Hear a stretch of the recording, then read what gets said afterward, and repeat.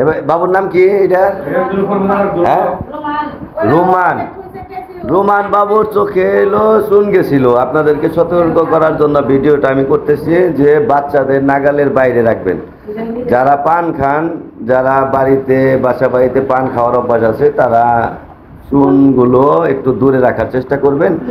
কারণ এই ছোট বাচ্চার চোখে চুন যাওয়ার পরে যে পরিস্থিতি হয়েছে, যে চোখে যে দৃশ্যটা দেখেন যে আপনাদের মার্বেলের মতো হয়ে গেছে, ঠিক মার্বেলের মতো হয়ে গেছে। আমি আপনাদের অবগতির জন্য জানাবো যে বাচ্চাদের নাগালের বাইরে রাখবেন যদি পান খান। আর পান খাওয়া যদি বাদ দিতে পারেন, এইটাই হলো সর্বোচ্চ উত্তম হবে। এখানে আমরা কাজ করতেছি আমার স্যার নুর আলম স্যার, আর এখানে আছে আমার আপু, আর আছে আমার সেলিম ভাই, রুমা আপু আছে, আর হইলো রূপা আপু আছে, আর হইলো সেলিম ভাই আছে আমার সাথে। এখানে শুয়ে দেন, এখানে শুয়ে দেন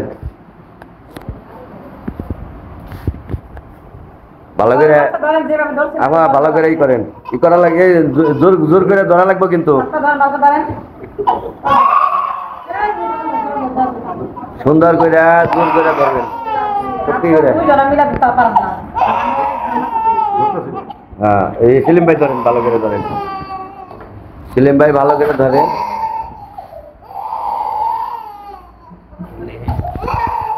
সুন্দর করে ধরেন,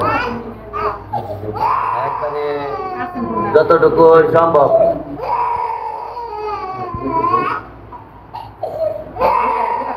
আমার খারাপ খারাপ চোখটা দেখে না, খারাপ খারাপ রাখার চোখটা দেখে না, চোখটা চোখটা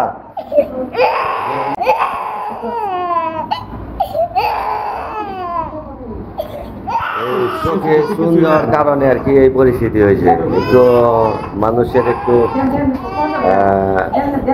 ই করার কারণে, অবহেলা করার কারণে, বাচ্চাদের নজরে না রাখার কারণে বাচ্চারা এই চুন নিয়ে খেলা করতে করতে চোখের ভিতরে চলে যায়।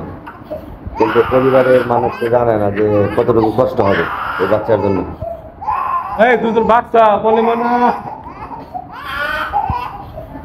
সেলিম ভাই, তাদের কি সুস্থ হবো কি চোখ? হ্যাঁ,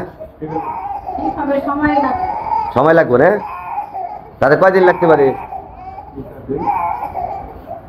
আপনার কিন্তু আবার কালকে দিন নিয়ে আসতে হবে চাষি, কালকে কিন্তু নিয়ে আসবেন আবার। নাতি লাগে আপনার, কালকে নিয়ে আসবেন আবার।